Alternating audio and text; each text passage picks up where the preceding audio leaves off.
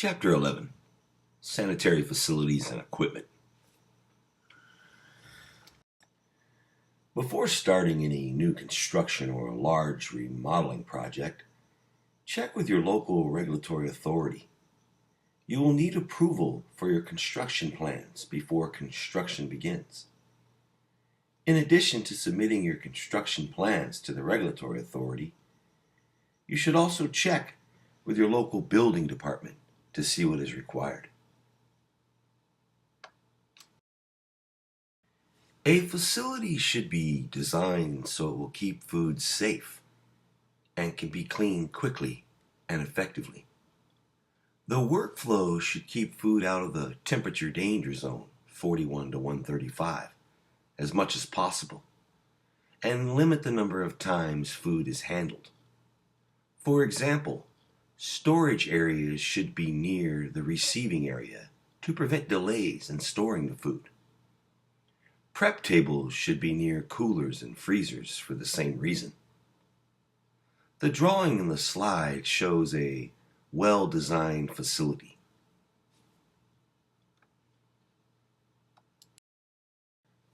Place equipment to prevent splashing or spilling from one piece of equipment to another.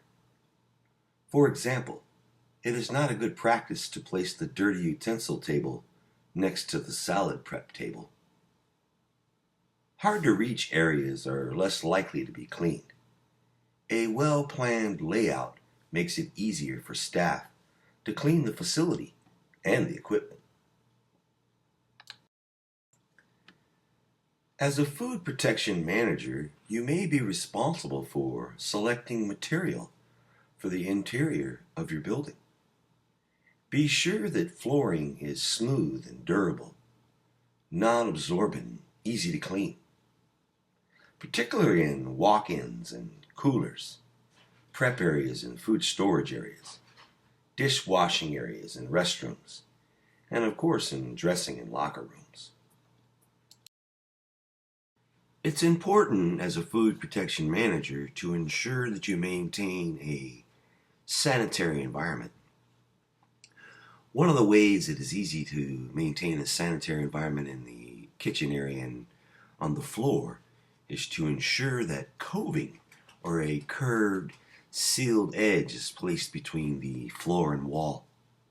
It eliminates sharp angles or corners that make it hard to clean along the floor and the wall. These coving tiles should be glued tightly to the wall to eliminate hiding spots for pests and protect the walls from moisture. Walls and ceilings in prep areas should be light in color to distribute light and make it easier to spot dirt when cleaning. Walls and ceilings should be kept free of cracks, holes, and peeling paint. Ensure all your walls and ceilings are smooth, non-absorbent, durable, and easy to clean. Hand washing stations must be conveniently located and are required in restrooms or directly next to them, in food preparation areas, in service areas, in dishwashing areas. Hand washing sinks must be used only for hand washing.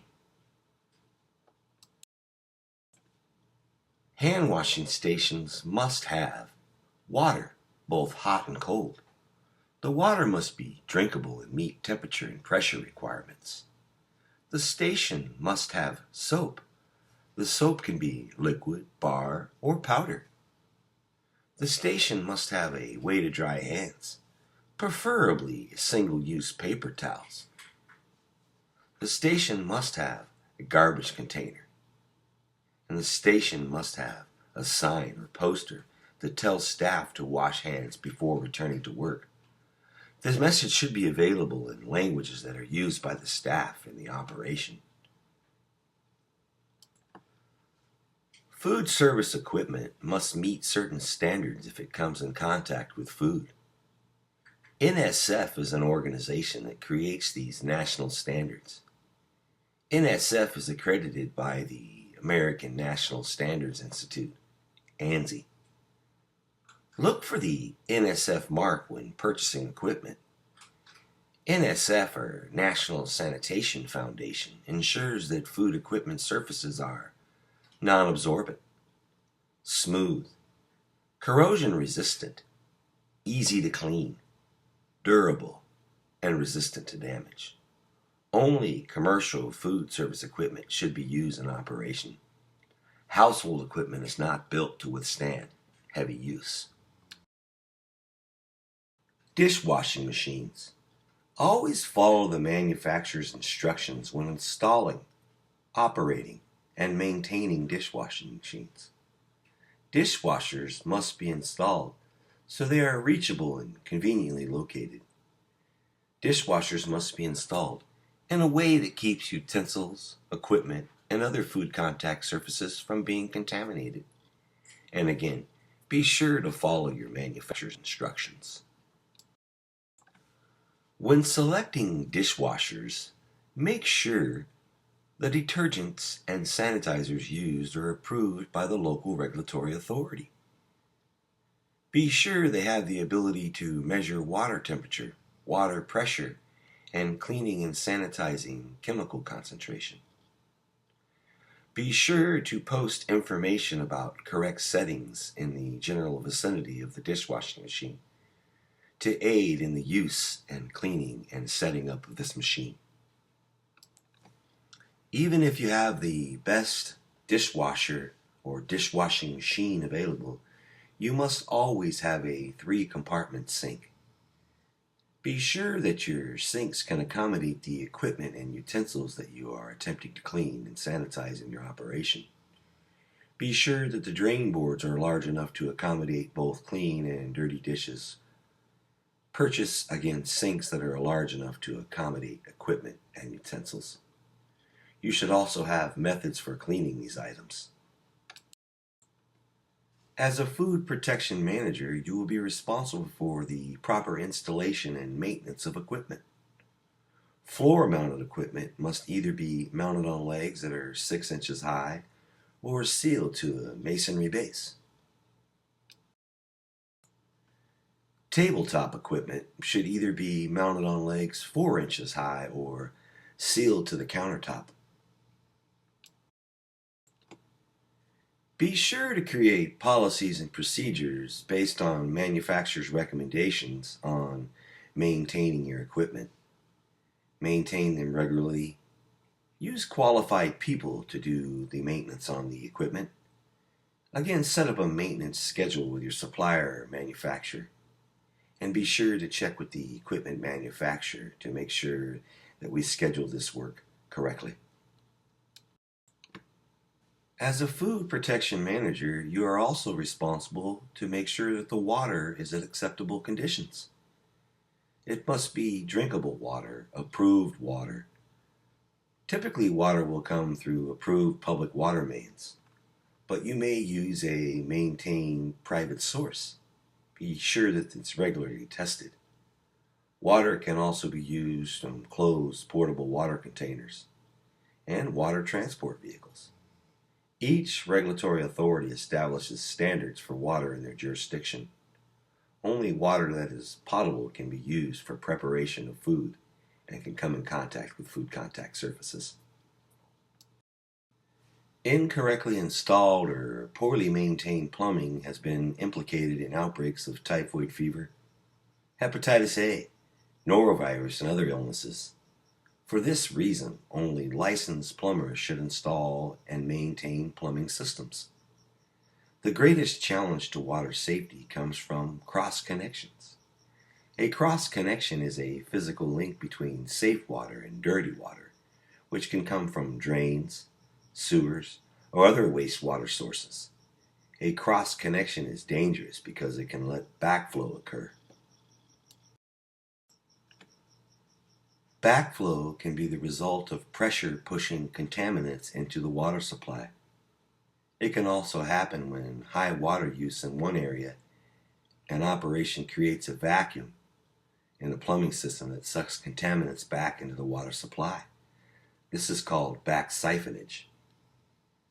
A running faucet below a flood rim of a sink is an example of cross connection. This can lead to back siphonage. A running hose in a moppet bucket is another example. The best way to prevent backflow is to avoid creating a cross connection.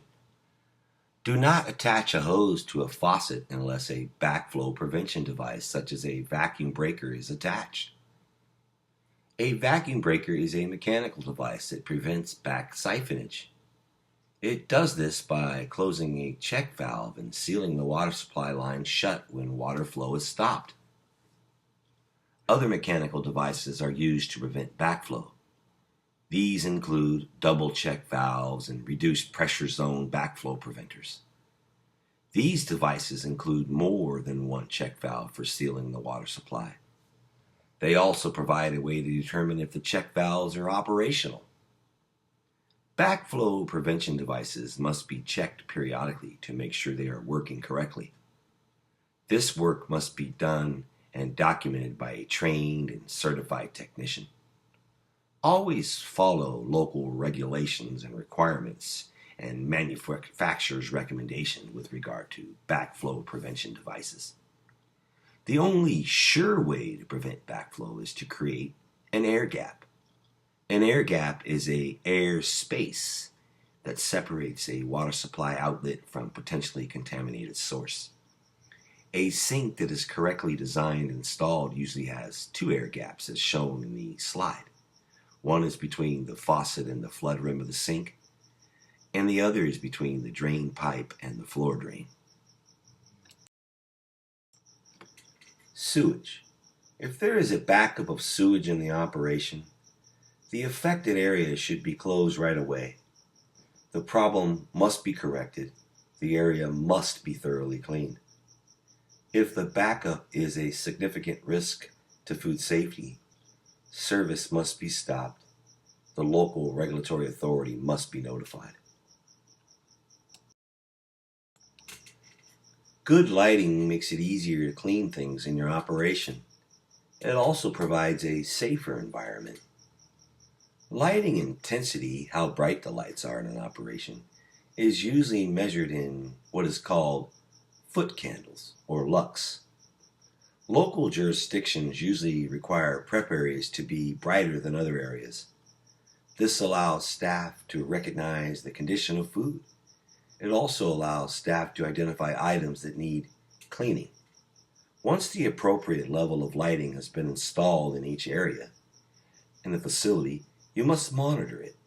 Replace any bulbs that have burned out and make sure that they are the correct size. All lights should have shatter-resistant light bulbs or protective coverings. These products prevent broken glass from contaminating food or food contact surfaces. Broken glass in food would be a physical contamination.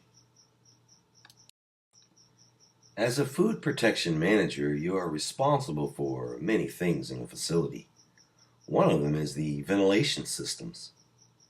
Ventilation improves the air inside our operation. They must be cleaned and maintained to prevent grease and condensation from building up on walls and ceilings. Follow the manufacturer's recommendations and be sure to meet all local regulatory requirements. Garbage can attract pests and contaminate food, equipment, and utensils if not handled correctly. Staff must be careful when removing garbage so they do not contaminate food or food contact surfaces. The food handler in the photo should be corrected immediately and be told to proper procedures on how to handle garbage. Be sure to clean the food contact surface and sanitize it immediately. Clean inside and outside of garbage containers frequently. This will also help prevent the contamination of food and food contact surfaces. Will also reduce odors and pests. Do not clean garbage containers near food or food preparation areas. Indoor containers must be leak-proof, waterproof, and pest-proof. They must be easy to clean and covered when not in use. If you store recyclables, be sure to store the recyclables separately from food and food contact surfaces. Make sure you do not create a nuisance or public health hazard when storing these things. Be sure to maintain your outdoor garbage container and storage area for trash. Be sure that the area is smooth and durable and non-absorbent. Have tight-fitting lids on outdoor containers. Be sure they're covered at all times and have a drain plug to minimize liquid buildup as to support the growth of microorganisms.